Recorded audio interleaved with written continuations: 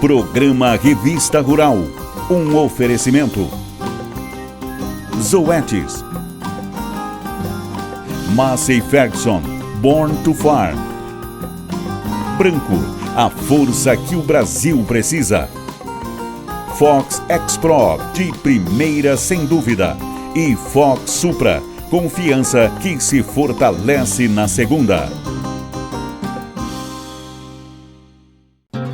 Amigos de todos os cantos, é muito bom, mas muito bom mesmo ter a sua companhia para conferirmos juntos o melhor do agronegócio. Dá só uma espiadinha nos principais assuntos de hoje. Os segredos para criar abelhas com sucesso. Cogumelo cultivado em containers, acredita? E aí, vamos criar galinha de capoeira? O leite mudando a vida de pequenos produtores. Começa agora o programa Revista Rural, a sua revista eletrônica do agronegócio.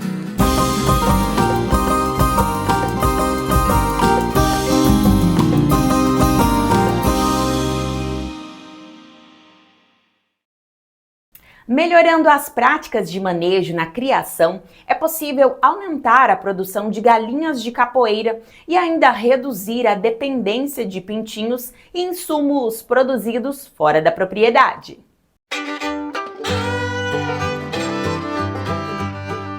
A criação de galinhas de capoeira pode transformar o dia a dia e a vida de famílias agricultoras. Montando um galinheiro com materiais disponíveis no sítio, os produtores podem melhorar as práticas de manejo na criação. Assim, é possível mitigar os riscos de perda de material genético para a agricultura familiar, além de aumentar a produção e a produtividade. Ave Maria, é minha vida. Porque assim, é o que eu faço. Eu tenho muito gosto do que eu faço, com as minhas galinhas. Quando eu dou comida assim, que ela chega no terreiro, para mim é um prazer. Meu galinheiro eu montei com tala de coqueiro. Eu acho que fica melhor do que com a tela de plástico, porque os cachorros rasgam, né? Aí eu sempre tiro as talas de coqueiro e faço meu galinheiro todo com ele. A alimentação também pode ser complementada com restos da horta e grãos cultivados no quintal, reduzindo custos e garantindo uma dieta equilibrada. Não há necessidade de utilizar uma chocadeira, mas ela facilita a rápida multiplicação de galinhas adaptadas ao sistema de capoeira, o que contribui para a formação de guardiãs e guardiões, que são agricultoras e agricultores responsáveis pela conservação de material genético. Eu tenho 4 galinhas choca. E elas vão tirar 35 pintos, mais ou menos. Quando tem muitos ovos, aí minhas filhas chegam, aí eu mando elas levarem, elas comerem. E quando alguém quer comprar assim, uma dúzia, 2, eu vendo também.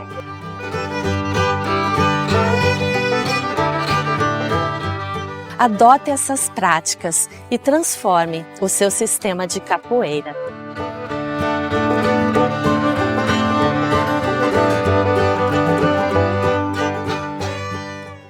A apicultura é uma atividade que a cada dia ganha mais adeptos. Com os cuidados certos e profissionalismo, é possível tirar bons lucros das colmeias.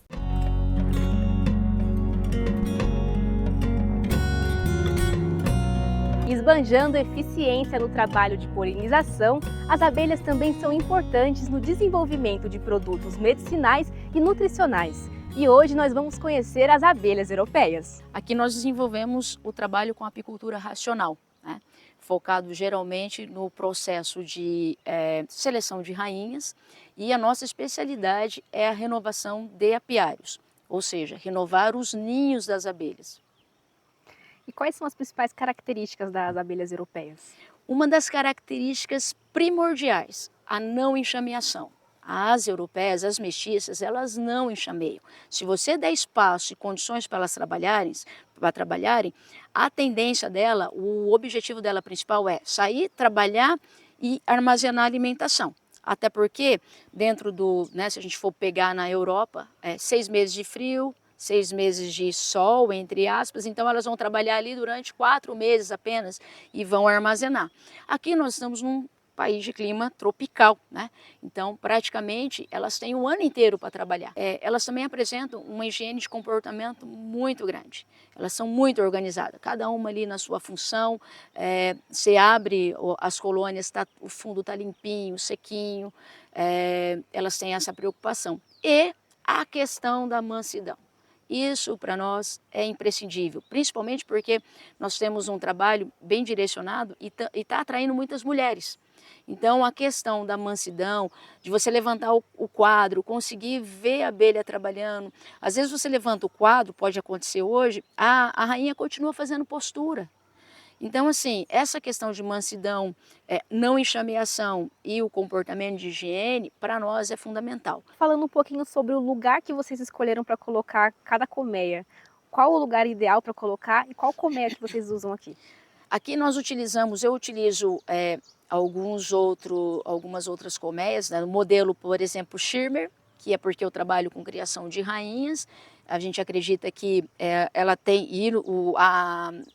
no dia a dia, nos mostra que a temperatura fica melhor, porque é mais aconchegante ali para elas. Eu trabalho com a Langstott, que é reconhecida internacionalmente, que é utilizada, as centrífugas, as mesas desoperculadoras, todo o material apícola é focado na questão das Langstotts, né? E aí a gente tem alguns núcleozinhos, dos quais a gente utiliza, porque às vezes eu preciso colocar rainha para acasalar, princesas para acasalar, e aí a gente chama de núcleos de fecundação. Na propriedade, através da propagação de mudas direcionadas para o inverno, a escassez de alimento causada pela ausência de flores é reduzida. O local para apiário fica aqui, a minha maternidade, mas o que a gente orienta para os apicultores, principalmente os iniciantes, quando chega e a gente vai fazer uma visita técnica, a gente observa o pasto apícola. Então temos muito verde, porém a gente não identifica árvores com floradas. Floradas pode ser sazonais, né? Porque não flore tudo de uma vez, iguais às frutíferas. Então eu tenho os cítricos, que é ali no mês de abril, maio, aí depois eu tenho o abacate, e aí vai sazonalmente, a natureza é sábia, né? Elas nos dá os alimentos, as frutas que nós precisamos em determinadas épocas do ano, de acordo com o clima, de acordo com as estações, primavera, verão, outono, inverno. E para as abelhas, elas identificam essas floradas. E para cuidar da saúde delas, quais são os cuidados necessários? Legal. Hoje nós utilizamos, eu costumo dizer que a prevenção é muito melhor do que depois você ter que correr atrás. Então hoje nós trabalhamos com os micro-organismos eficazes, com o M1, tanto na alimentação das abelhas, principalmente das menores que estão em evolução, bem como na higienização dos quadros, das colmeias quando a gente retira para fazer uma transferência. O material que a gente guarda todo é utilizado M, faz a captura, micro-organismo ali para as abelhas, porque elas estão em processo de limpeza, estão tirando larvas, estão tirando sujeira. Então, os micro-organismos eficazes, assim como o nosso intestino, funciona bem para as abelhas, deixam elas mais ativas, mais vigorosas, mais saudáveis. Eu mantenho o ambiente dela, porque os micro-organismos eficazes são fungos e bactérias do bem, trabalhando contra fungos e bactérias do mal. Então eu previno qualquer tipo de fungo ali, porque o fungo ele pode atrair a varroa, né? Pode atrair uma cria pútrida, que está correndo aí as suspeitas no Brasil. Eu ainda não tive nenhum caso relatado e detalhado, mas pode acontecer. Por quê? Falta de tratamento e cuidado com as colônias, com os quadros. A troca de quadros, de cera é imprescindível, principalmente para uma boa postura da rainha, para a manutenção da colônia, é a casa delas. Além de aumentar a produtividade, a seleção genética traz inúmeros benefícios para o apicultor.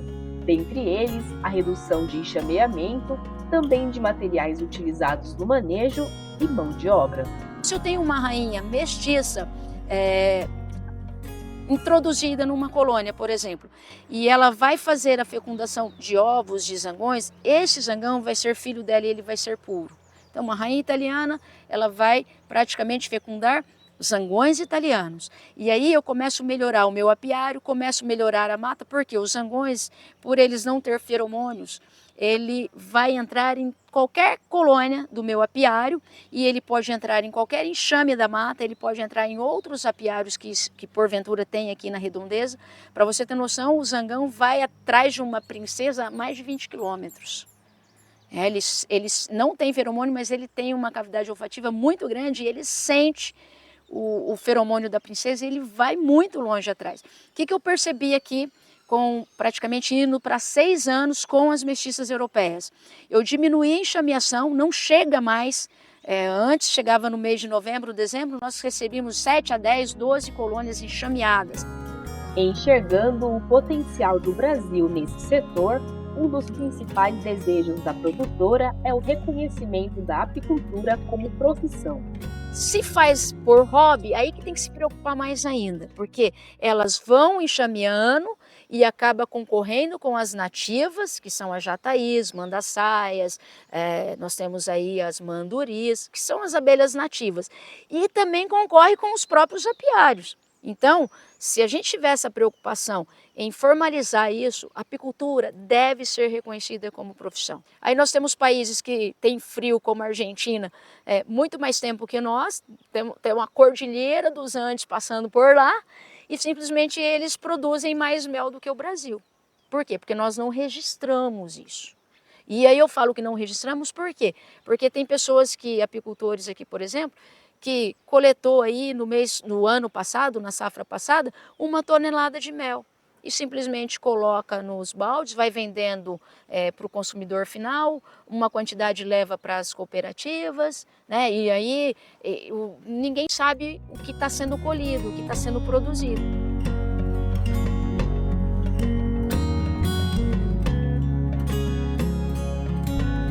Para conhecer o processo mais de perto, é necessário o equipamento de proteção.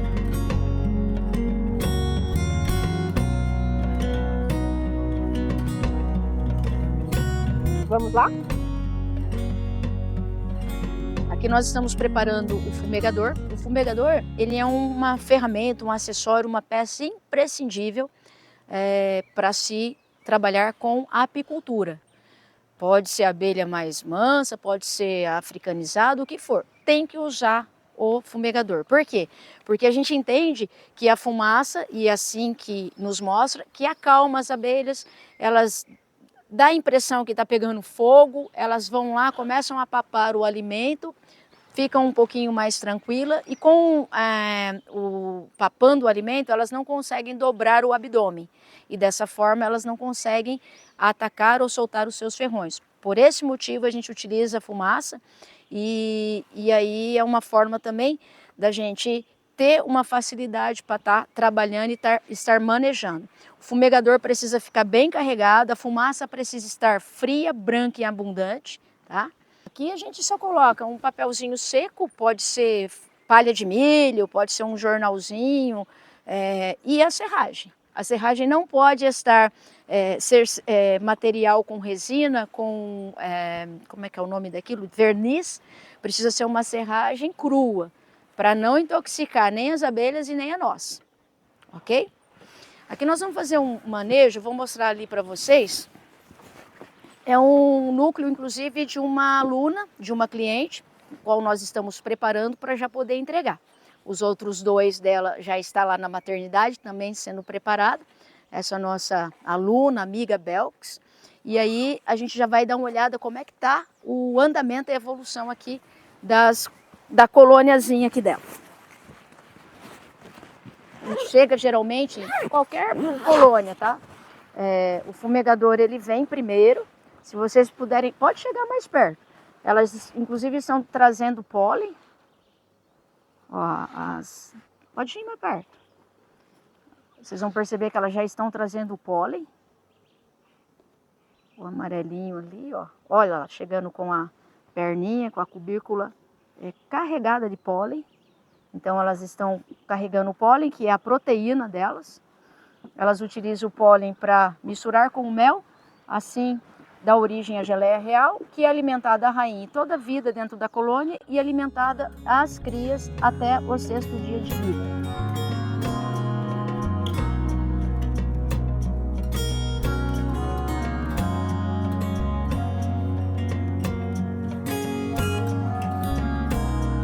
Aqui eu tenho, então, ó, as crias, aonde está aqui operculado, tampado, são crias que vão nascer.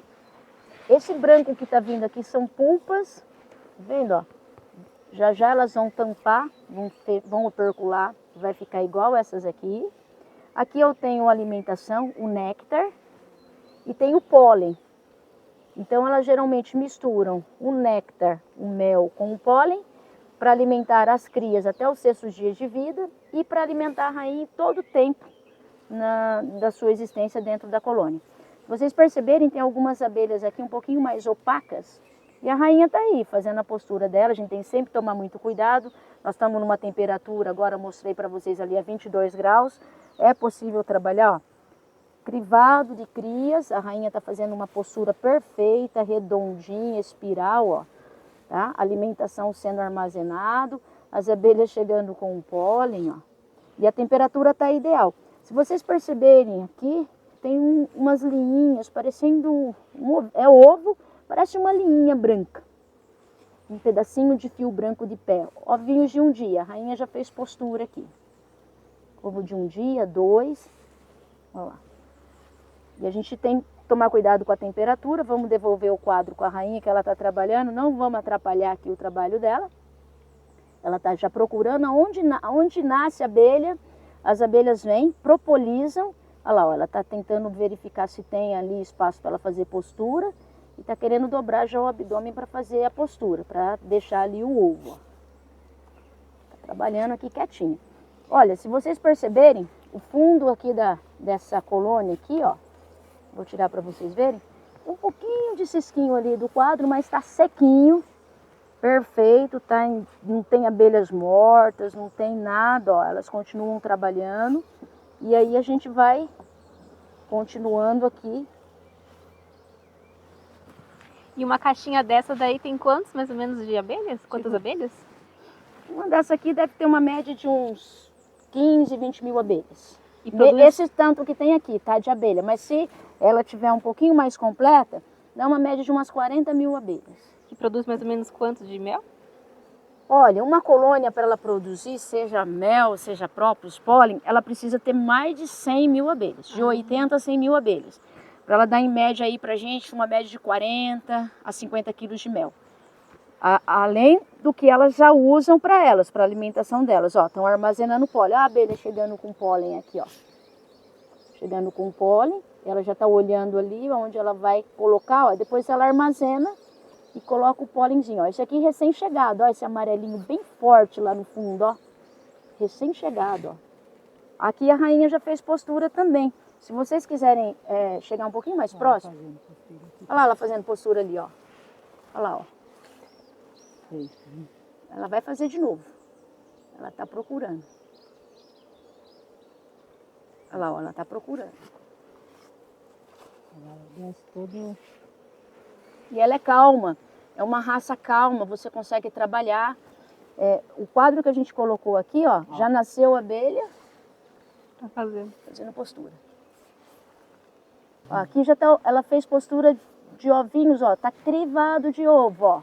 Aonde está propolizado, se vocês perceberem, ó, tá crivado, de fora a fora de ovinho. Ovo de um dia, 2, 3. E aí você tem condições de uma abelha tá se desenvolvendo. É dessa forma que eu consigo visualizar a evolução.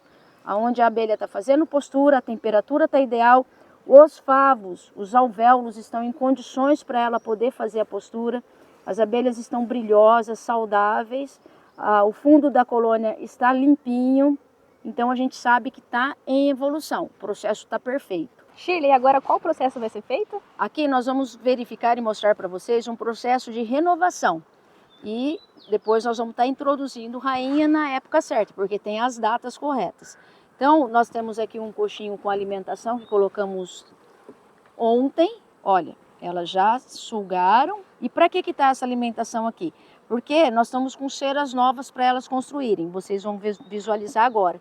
Então a gente ajuda no processo. Eu não estou fazendo mel, não estou com melgueira, eu estou no processo de renovação. Eu ajudo para ser mais rápido, para a gente poder desenvolver e evoluir mais rápido a colmeia. Então aqui é uma cocheirinha simples. Vamos pôr aqui na frente dela, aqui, ó. Para elas poderem geralmente entrar, né? Ela vai para a linha de campo dela ali. Eu vou mostrar para vocês as ceras novas que estão colocadas aqui na parte de cima, só para preencher o espaço, porque a maioria está ali embaixo, ó. A gente coloca essa cera nova para ser a estrutura para elas, a base. E elas vão construindo aqui o alvéolo. Segura, fazendo favor. Aqui são quadros de capturas, tinha elastiquinho, elas jogaram todo o elastiquinho já para fora, nós já recolhemos, obviamente, e elas soldaram os quadros. Olha para vocês verem. Diferente daqueles quadros que nós abrimos ali, vocês vão poder depois mostrar, são favos, ó, pedaços que a gente tira e vai colando e elas vão soldando. E aqui tinha elastiquinho, ó. Vocês podem perceber aqui, ó, que são favos totalmente deformados, olha. Tem espaço aqui no meio, tá vendo, ó? Por quê? A gente foi colando os pedaços no quadro aqui, no caixilho, e elas simplesmente soldaram. E as crias que estavam aqui fechadas, ó, aqui vai nascer uma abelha, ó. Elas já estavam furando, ó. Ai, que coisa linda. Olha lá, ó, vai nascer a abelha.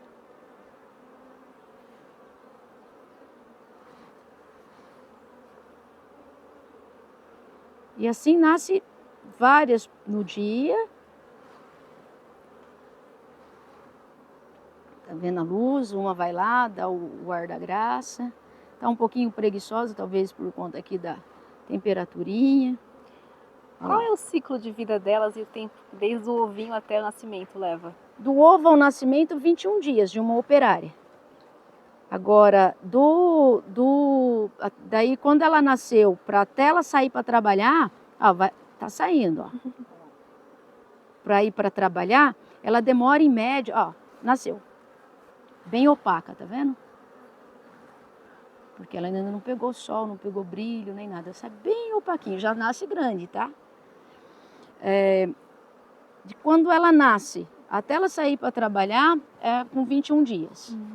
Tá? Então esses favos, ó, estão deformados. Aqui em cima nós não vamos ver a rainha, porque a rainha está lá embaixo com os outros quadros, também em formação, com cera alveolada para renová-los, tá? Olha só, deformado também, ó. Não tá completo aqui, ó.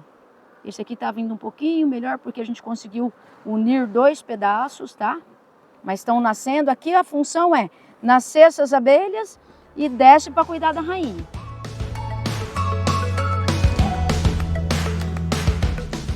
Olha aquela cera que vocês viram ali há pouco. Elas já estão começando a construir. Dá uma fumaciadinha aqui, Mila, para eles poderem ver. Ó, elas já estão construindo os alvéolos. Esses alvéolos vão receber alimento, vão receber postura, vão receber o pólen, vão receber o néctar. E aí elas vão poder ter condições de estar trabalhando. Então, eu forneço uma placa de cera dessa para elas. E aí acontece o seguinte aqui, ó. Fumaça, Mila.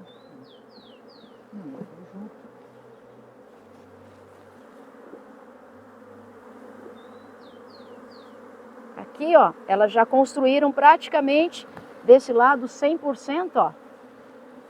E já tem ovo, já tem larva, já tem pólen armazenado, iguais eu falei para vocês. Tem bastante nesse, né? Tá? E tá bem formado, ó. Essa é a função do nosso trabalho. Aqui elas estão terminando de construir, ó. Olha só, estão terminando de construir. Falta pouquinho para construir ali os 100%. Mas na medida que elas já vão construindo, elas já vão armazenando, ó. A rainha já fez postura de ovos, tá crivado de ovo. Então, a gente entende que a formação da colônia é importante, a formação dos favos novos são importantes, manejar é importante para evoluir mais rápido. Porque se eu deixo daquela forma todo deformado, eu não consigo ter esse processo rápido e saudável para as abelhas, né? Porque elas ficam menos irritadas. Eu vou organizar aqui o quadrinho, vou deixar os quadros certinho, vou voltar com a tela excluidora, porque eu não quero que a minha rainha suba aqui para fazer postura nesses quadros deformados, correto? Então, tá aqui, ó, certinho com a tela excluidora. Aqui eu não tenho espaço para entrar e nem sair. Vou voltar a cocheirinha aqui em cima. E depois, mais no fim da tarde, eu venho com o alimento. Eu não gosto de pôr alimento durante o dia, senão atrai outras. Então, no finalzinho da tarde, quando elas pararam de recolher lá fora, eu venho e coloco a alimentação. E a alimentação vai ser o quê? A alimentação geralmente é uma alimentação energética. Funciona como a gente utiliza o açúcar demerara, água, erva, qualquer tipo de erva que a gente possa fazer chá para nós, a gente utiliza para ela, e uma pitada de sal, substituindo o mineral.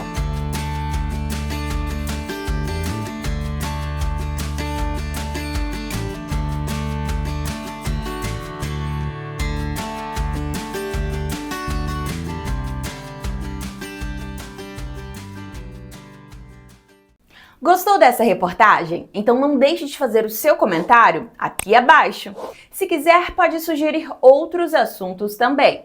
Suas ideias são muito bem-vindas e o seu comentário pode ser lido aqui no próximo programa. Não esqueça de dizer seu nome completo e onde você mora. Mande a sua mensagem, queremos ouvir você. E queremos agradecer as mensagens de carinho dos nossos espectadores. Antônio Pacheco, Giracina Maria, Juliano Almeida, Elevir Marinho Vieira, Luiz Raimundo Soares, Jaguar Viana, Valéria Souza, Ciro Mendonça Filho, Cícero Calado, Silvia Cristina, Davi Fernandes, Jefferson Stallone e o casal Isabel Claudina e José Nascimento, que nos assistem lá de Curitiba. Bom ter vocês por aqui. E continuem mandando suas mensagens, é muito importante pra gente. Mangaba, genipapo, cambuí. Todas elas são espécies de frutíferas nativas da Mata Atlântica e têm grande importância social, econômica, cultural e ambiental.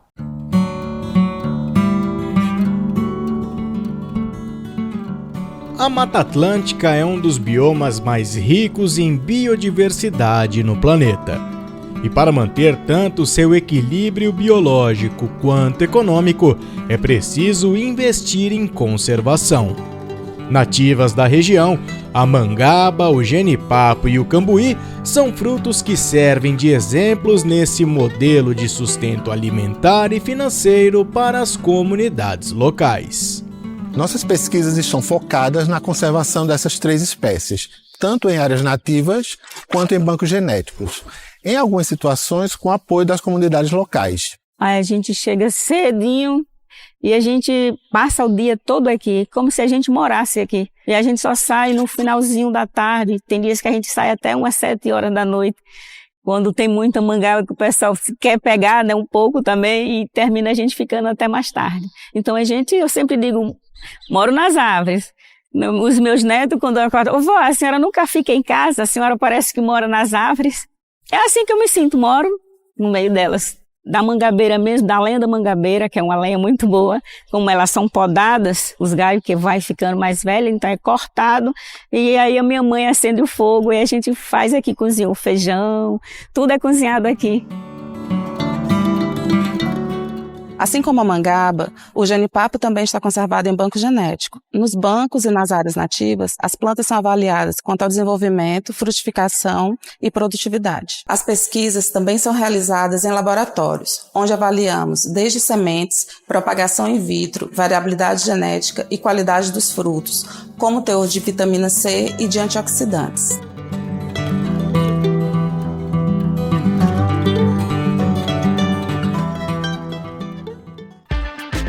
Tá gostando do programa? Então eu tenho uma dica especial para você. Acesse nosso canal no YouTube. Lá você vai assistir um programa ainda maior, com mais reportagens e muito mais informação. E lá você pode também assistir todos os programas anteriores a hora que quiser. Bom, né? Pois é, queremos você sempre bem informado e junto com a gente. Olá, eu sou a Janaína, do sítio São Camilo, em Juquitiba, São Paulo. Você, que tem uma propriedade e quer torná-la rentável, pode ser que a sua solução está aqui com a gente. Nós temos o curso presencial de meliponicultura, temos um curso presencial de minhocultura, que são 3 dias de imersão para você realmente sair daqui formado com certificado para começar o seu minhocário com os profissionais Jair Dionísio e Dr. Minhoca. Temos o curso de Amora Tupi, esse é online, você pode fazer de qualquer lugar do Brasil. Ou melhor ainda não sabe com o que você quer mexer, com qual nicho você quer ter na sua propriedade? Venha até nós. A gente tem um programa de imersão de 3 dias, onde você vai ter acesso ao minhocário, à meliponicultura, apicultura e poder dar uma olhada na nossa plantação de amora. Então, com isso, você vai conseguir se decidir qual nicho se encaixa mais com você e com a sua propriedade.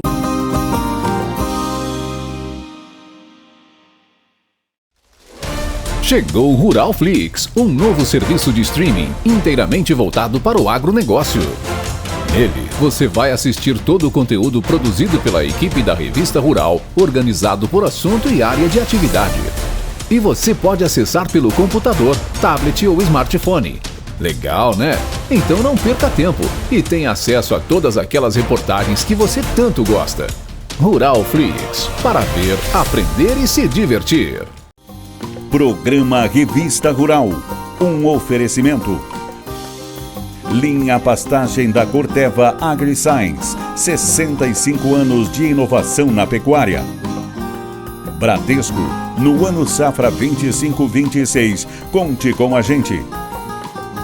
Tortuga, há 70 anos liderando o avanço no campo. Randap, a referência construída com a tradição Bayer.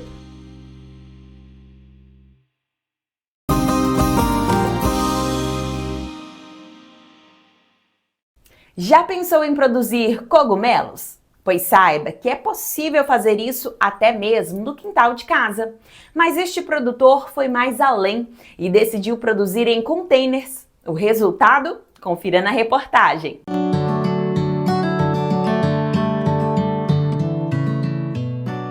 A produção de cogumelos é vista como uma atividade inovadora, porque o seu produto é considerado o alimento do futuro. Mas aqui em Jundiaí, nós encontramos um produtor que pensou um pouco mais fora da caixa e decidiu produzir em containers.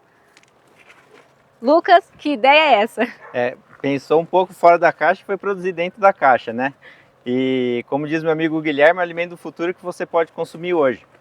A princípio, a nossa ideia, nosso projeto inicial era uma estufa de alvenaria, mais convencional, mas conforme as ideias foram saindo através de mim, do Guilherme, do Jorge, numa das fases desse estudo, a gente chegou nessa possibilidade de fazer esse teste e produzir em container. Foi aí que veio a ideia de fazer esse modelo de fazenda urbana em containers, que deu uma sinergia muito boa com o cogumelo, que é um reciclador da natureza, né? Tanto no aspecto técnico, de usar o container no modelo reefer como estufa, como no aspecto ideológico, né? Que o container também já teve o seu uso inicial como para o transporte marítimo, e após virar sucata, a gente transformou em estufa para produzir esse alimento de qualidade. Nesse sistema que vocês adotaram, tem um controle melhor? Quais são as vantagens? Sim, isso foi um dos pontos que a gente considerou, né? Observando algumas dores que os produtores tradicionais tinham num cultivo com uma estufa um pouco mais exposta ao clima externo, a gente conseguiu chegar numa atmosfera dentro desse container que nos possibilita ter a produção com uma frequência muito boa, tendo cogumelo durante todo o ano, né? Entre diversas variedades, no Brasil, os cogumelos Paris, Shiitake e Shimeji se destacam como os mais consumidos.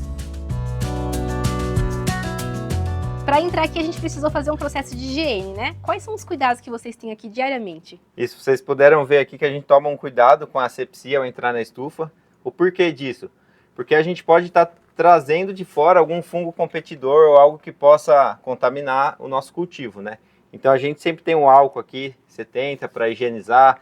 Tem até um sapato que a gente deixa para quem vem colher todos os dias aqui, né?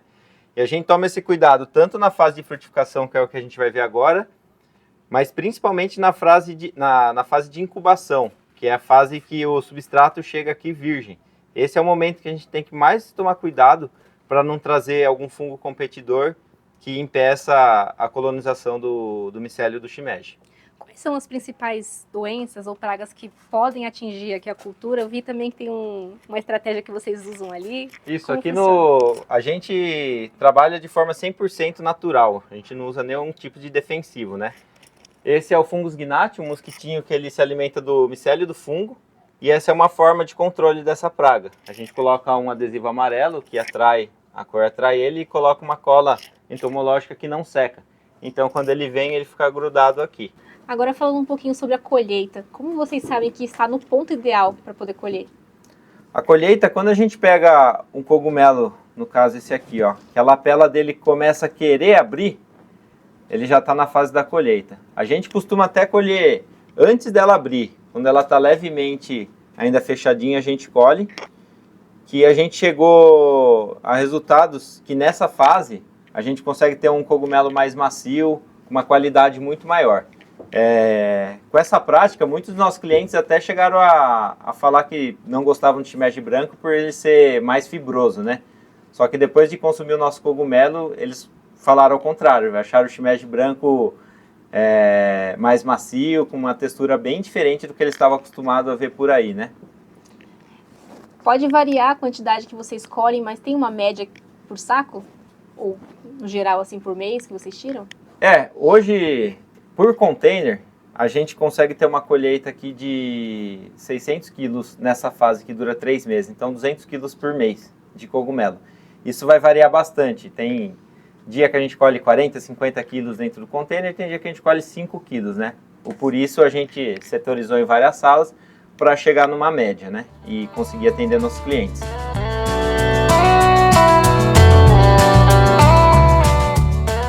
Lucas, você tem uma dimensão de quantos sacos tem nos containers? Sim, aqui a gente tem em cada container por volta de 140 sacos, o que dá aí por volta de 3 toneladas de substrato, né? E a gente colhe aí nesses 3 meses que eles estão frutificando em torno dos 600 quilos a qual eu mencionei.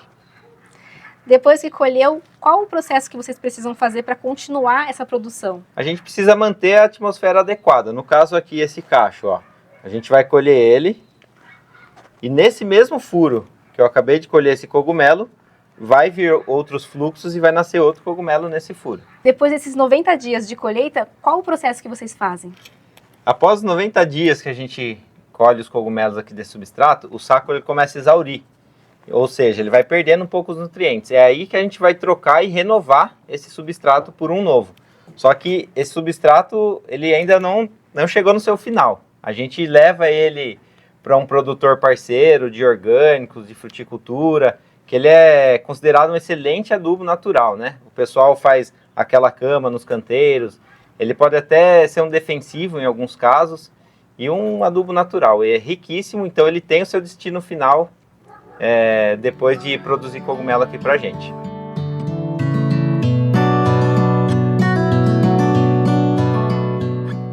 De acordo com a legislação, os cogumelos in natura não devem ser embalados a vácuo, pois essa prática pode causar a proliferação de bactérias como a causadora do botulismo. Lucas, depois que a gente colheu, qual o processo que vai ser feito? Depois da colheita, a gente vem aqui para a sala de apoio para fazer a limpeza do cogumelo. É bem simples, como vocês viram lá, o substrato que tem bagaço de cana e braquiária, ao colher, sempre pode ficar algum resquício aqui na base do cogumelo. A gente só corta essa parte.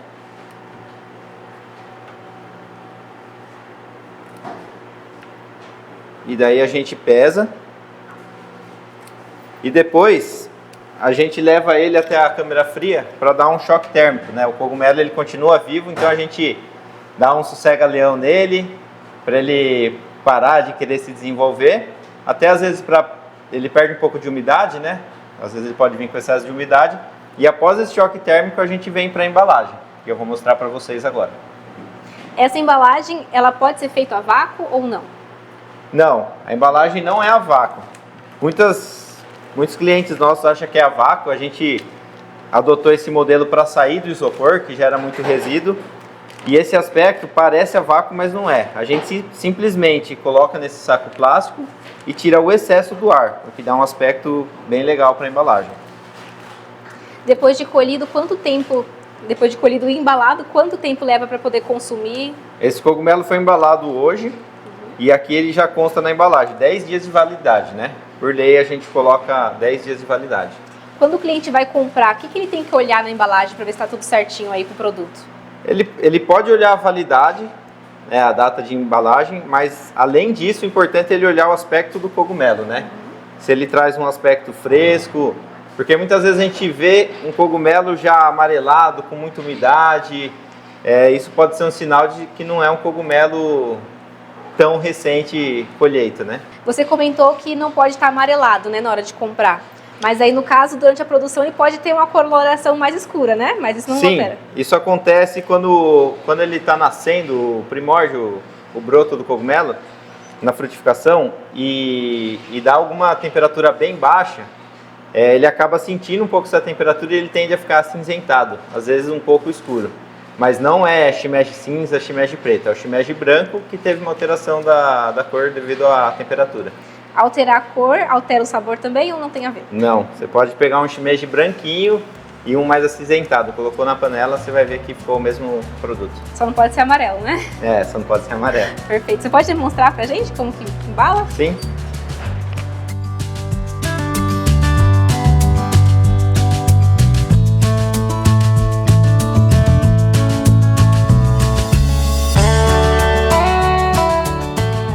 Prezando pela sustentabilidade, a produção é aproveitada em 100%. Inclusive, quando a colheita é excedente, os cogumelos são transformados em produtos artesanais.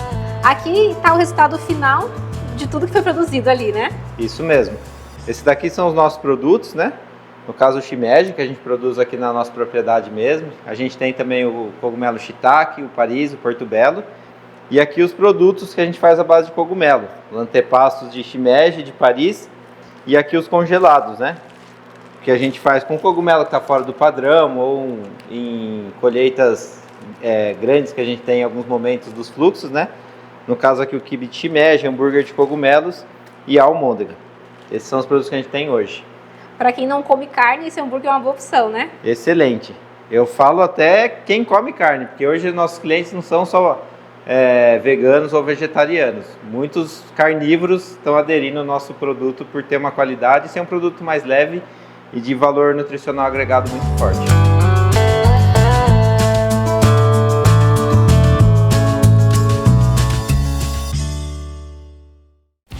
E aí, que tal ser membro do nosso canal? A gente precisa muito da sua ajuda para continuar o nosso trabalho, viu? E sendo membro, você vai ganhar um presente especial, uma assinatura da Ruralflix. Sabe aquelas matérias que você adorou assistir aqui? Ou aqueles assuntos que você vive pedindo pra gente? Pois é, está tudo lá, organizadinho por assunto e à sua disposição sempre que quiser. Legal, né? E o valor é bem baixinho, menos de uma latinha de refrigerante por mês. Dá essa forcinha pra gente, vai! E a gente continua buscando mais assuntos interessantes para mostrar. Que tal? Vamos entrar de vez para o nosso time?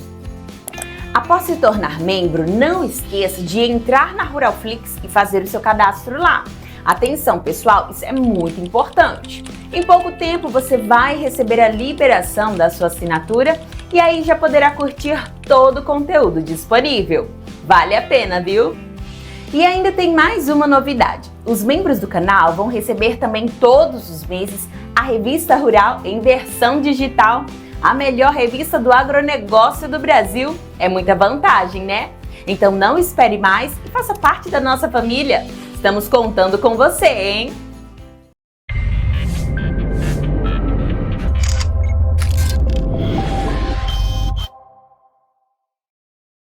Olá, você que acompanha a Matsuda nas redes sociais, estamos de volta com mais um Matsuda em Foco, sempre levando a você assuntos importantes para o dia a dia no campo. E hoje temos um assunto bem interessante que é o uso de ionóforos e sua ação na nutrição de vacas leiteiras. E o nosso entrevistado para esse programa é o médico veterinário João Gabriel Carvalho. Seja muito bem-vindo aqui ao programa. Olá, Alessandro. Olá, pessoal que nos assiste. Prazer estar aqui novamente com vocês. É claro que tem muita gente já familiarizada com o termo, né, a questão dos ionóforos, mas muita gente também desconhece o termo. Então, para a gente começar o nosso bate-papo, o que são os ionóforos? Olha só, então o ionóforo é um melhorador de desempenho exclusivamente utilizado na nutrição animal. Então, muita gente confunde, fala, não, antibiótico, isso vai gerar resíduo na carne e tal, mas negativo. Isso é um promotor de crescimento, né, um melhorador de desempenho, que ele vai ter utilização exclusiva na nutrição animal. Então, para suínos, para aves, para bovinos, eles são disseminadamente utilizados no mundo inteiro, né, e isso vai realmente ter um resultado, um impacto muito positivo. Então, hoje, para quem, dependendo da situação, trabalha com ração, trabalha algumas categorias, principalmente gado leiteiro, né, a base é feita com a utilização de ionóforo, que ele vai agir em bactérias ruins. Ele vai controlar micro-organismos que não fazem bem na nutrição do animal, que podem causar alguma queda de produção, algum prejuízo, e vai melhorar o desempenho desses animais. Então, financeiramente, ele é muito rentável, ele vai ter uma resposta muito boa e na produção ele vai melhorar a produtividade, tanto em qualidade, mas também em quantidade. Então, o ionóforo é fundamental tanto para a criação de aves e suínos, mas como nosso tema hoje aqui, para bovinos também. Agora, vamos entrar um pouquinho mais sobre como eles funcionam, né? Você já comentou um pouquinho sobre a questão da produção, da eficiência, da produtividade dos animais, mas como que isso se dá na prática? Certo, então ele vai ter duas funções principais para ruminantes, para bovinos. Uma é para o controle daquela diarreia negra, de coccidiose, hemeriose, para quem já teve isso na sua propriedade. Então, quando você tem um animal, principalmente bezerros, que quando nascem, eles têm algum tipo de estresse, ou na época da desmama, alguém já viu isso, aquela diarreia negra, que é muito fétida, ela pode conter sangue. Alguns ionóforos controlam esse tipo de diarreia. Então, a gente usa como uma fonte preventiva dessa diarreia, principalmente na fase de desmama ou no período inicial do animal. Então, isso é um dos efeitos. E, disseminadamente, a gente utiliza os ionóforos para controle de acidose ruminal. Então, principalmente em animais que recebem altas cargas de ração, à base de milho, à base de sorgo ou qualquer outro tipo de farelo que tem bastante amido, isso pode levar à acidose ruminal. Então, para aquelas vacas leiteiras que têm problema de casco, elas andam arqueadas com dor, não querem andar muito, isso normalmente é sinal de acidose ruminal. Então, o ionóforo é disseminadamente utilizado para evitar esse tipo de problema, porque no rumen ele vai controlar as bactérias que causam esse tipo de problema, a acidose ruminal. Então, você consegue prevenir e não deixar ela acontecer e assim não vai afetar o nível produtivo da sua vaca. Então, basicamente, nós temos essas duas funções principais: controle de diarreia e prevenção também de acidose no rumen em animais adultos. E diarreia em bezerros, a gente sabe que é uma das principais causas de mortalidade dos animais jovens, né? Com certeza. Então, principalmente nas fases estressantes, se a gente conseguir prevenir essa diarreia, você não vai ter animais morrendo. E pior ainda, que é o quê? Quando você não tem um animal chegando a óbito, mas que você danifica muito o intestino dele. Então, são aqueles animais que a gente fala, esse animal come, não desenvolve, não ganha peso, não vai para frente. Ou seja, muitas vezes a causa foi uma diarreia muito intensa lá atrás, que acabou danificando a parede do intestino, e para o resto da vida desse animal ele não vai conseguir absorver direito. Então, são sempre animais menos produtivos, são sempre animais que não vão tão para frente. Então, o ionóforo ele vai conseguir fazer esse controle também dessas diarreias e vai ser um animal mais longevo, um animal que vai absorver muito melhor o alimento quando ele for adulto.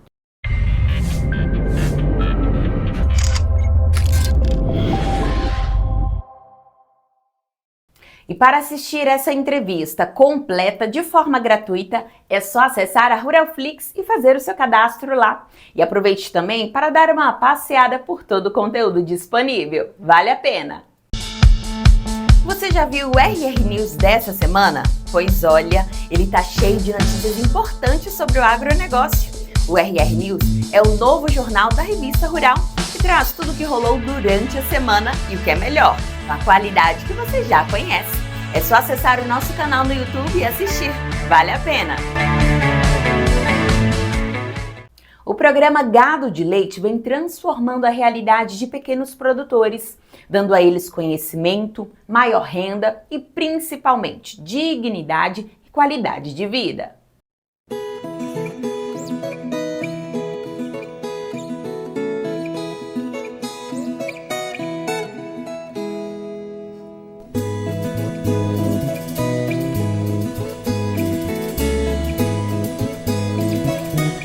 Compartilhar boas práticas com os pequenos produtores rurais, levando conhecimento, tecnologia e mais qualidade de vida.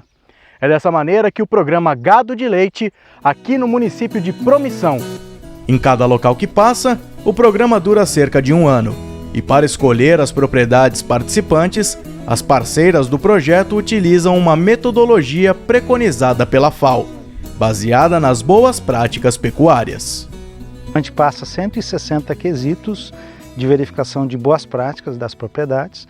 Todos esses quesitos têm respostas de conformidade, níveis de conformidade, eles são registrados em uma plataforma digital chamada CheckMilk, que depois faz o monitoramento e acompanhamento de todos esses dados, né? Na medida que os técnicos vão visitando as propriedades, vão verificando os pontos de melhoria e já vão registrando. No final do projeto, a gente consolida todos os dados e aí a gente tem um indicador métrico, né? Então a gente gera as métricas para poder avaliar a evolução de cada propriedade, vamos dizer assim, qualitativamente, né? De uma maneira muito mais contundente. O diagnóstico está pautado em 6 pilares: nutrição animal, sanidade, higiene da ordenha, bem-estar, questões ambientais e gestão socioeconômica. A nutrição é um grande desafio, né? Porque a gente depende de solo, depende de chuva, depende de plantio e uma série de coisas. O principal ponto é planejar a quantidade de alimentos que a gente vai precisar, né? Então, a gente faz uma análise do rebanho, que rebanho que nós temos nas propriedades, né? E aí a gente faz uma projeção da demanda que esse rebanho necessita de alimentos e faz uma verificação do que eu tenho de área disponível e de alimento disponível. E a gente faz uma conta, essa conta tem que fechar. Se ela não fechar, ou tem que trazer comida de fora, ou tem que descartar a parte do rebanho. Na sequência, é realizado o planejamento de plantio, que envolve desde onde o pecuarista irá plantar até a recomendação de calagem para que o solo esteja preparado para receber sementes ou mudas. Depois parte para orientações de conservação desses alimentos, seja via processos de silagem ou de fenação, né? Então o produtor recebe todo esse aprendizado de como picar melhor essa forragem, para como compactar adequadamente, ponto de colheita, ponto de secagem e tudo mais, né? E o último ponto, não necessariamente nessa ordem, mas é um dos pontos também importantes, daí é o balanceamento da dieta. Então, a dieta é feito o cálculo de ração, cálculo de dieta, e o produtor recebe a receita de fornecimento, de arraçoamento desses animais em função das características produtivas, né? Então, a gente insiste muito para que se pese o leite, para que se forme lotes de fornecimento, para a gente poder dar mais alimento para aquela vaca que responde mais em produção e menos para aquela vaca que não responde tanto quanto se espera, né? Por uma questão de sustentabilidade, uma questão de viabilidade econômica. A saúde reprodutiva é outro ponto tratado com os produtores e é considerado algo fundamental para todo o ciclo, uma vez que se não houver reprodução, não teremos gestação e assim não haverá leite.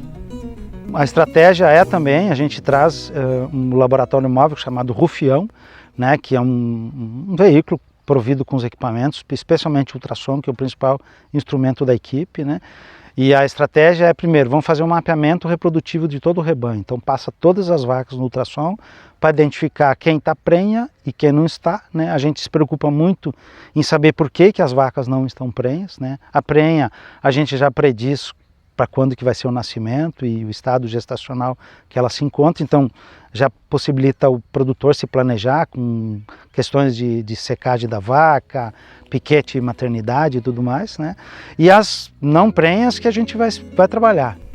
Segundo Luiz, após a primeira visita, os animais voltam a ciclar e 60 dias depois já estão com prenhez produtiva, o que leva a outra abordagem estratégica: tratar sobre a qualidade do leite. A qualidade do leite é um contexto bastante amplo de trabalho, né? Para isso a gente usa uma ferramenta de inovação que a gente bolou há 10 anos atrás, que é a Vaca Móvel, que é um laboratório móvel que possibilita a gente fazer análise do leite dentro da propriedade e fazer os testes de verificação. Então se analisa as questões de composição do leite, acidez, né, se esse leite tem propensão a mastite ou não. E toda a propriedade também é coletada uma amostra refrigerada e essas amostras vão para laboratórios acreditados de validação, né? Em paralelo, o técnico trabalha manejo junto com os produtores, então não é só vir aqui fazer uma análise do leite e ir embora. Né? Antes disso, ele avalia o estado de produção, as condições de higiene da ordenha, principalmente, que impactam diretamente na qualidade. Vivendo a realidade de 30 famílias com perfis e necessidades diferentes, os técnicos precisam saber lidar com cada situação, sempre falando de igual para igual. Vale lembrar que após o fim do tempo do programa na região, o acompanhamento segue acontecendo, em cima da efetividade do que se conseguiu durante os 12 meses. Então aí nós vamos ter visitas de monitoramento para olhar para cada produtor e ver o que foi feito de benfeitorias, ver o que foi feito de melhoria de gado, comparar a produção de leite dele no momento que ele entrou no programa, no momento que ele saiu do projeto, no momento que ele está agora pós-projeto. Então a gente tem uma preocupação de acompanhar as histórias para entender de fato o que ficou de efetivo. É uma estratégia de escutar o produtor, não se posicionar como doutor, como o dono da verdade, mas sim construir o conhecimento junto com ele para que as coisas saiam dentro do tempo que ele precisa, mas também dentro do tempo que o projeto, ou dentro da resposta que o projeto se propõe. Uma dessas histórias é a do Edson, mais conhecido no assentamento como Nego. Nos 14 hectares que sua propriedade possui, ele diariamente luta para ter uma vida melhor. No começo é difícil, não vou mentir, não, é difícil. A gente não tem uma energia, não tem infraestrutura. Mas aí vem vindo a energia. A vida no campo, eu acho que é a melhor vida que tem hoje. Por quê? A gente tem uma galinha, a gente tem um frango, a gente tem um ovo, tem o leite. Aí vai vindo a ajuda técnica do pessoal e vai só somando. Hoje eu tiro a média de uns 120 a 150 litros de leite. Tem uma parte de hortaliça, uma vagem, um machixe, tem um porco, uma galinha. Então isso daí, chega no fim do mês, você junta 50 daqui, 50 dali e vai fechando a conta. Mas o carro-chefe é o leite. Com o auxílio do programa, o produtor quer manter o gado em alto padrão no período da seca e também das águas, podendo assim tirar 300 litros por dia durante o ano inteiro. Com o aumento de produção, a renda extra também virá, e Nego já sabe o que fará com ela. Primeiramente, eu acho que eu vou investir na educação dos meus filhos, porque a estrutura a gente consegue fazendo aos poucos. A educação deles, se eu esperar, o tempo passa e eu não consigo recuperar isso mais para frente. Esse é o teu objetivo principal? É meu objetivo principal. E o conforto da família, né? Que fazer mal do outro. Se a gente não tiver conforto, não tiver uma boa casa para poder morar, a gente não tem disponibilidade para trabalhar, vamos falar assim. Começando a rotina todo dia às 4 horas, a família faz 2 ordenhas diárias nas 28 vacas das raças Girolando e Holandesa que estão em lactação no lote. Entre o período, a horta é quem ganha a atenção dos produtores. Com as visitas do projeto, Nego não quer perder nada daquilo que pode aprender e assim crescer como pecuarista. Eu tenho um ditado: tudo que a gente aprende, nada é perdido. Tudo. Aí a pessoa te rouba a terra, te rouba um carro, te rouba bens, mas o conhecimento ninguém te tira, só se você passar.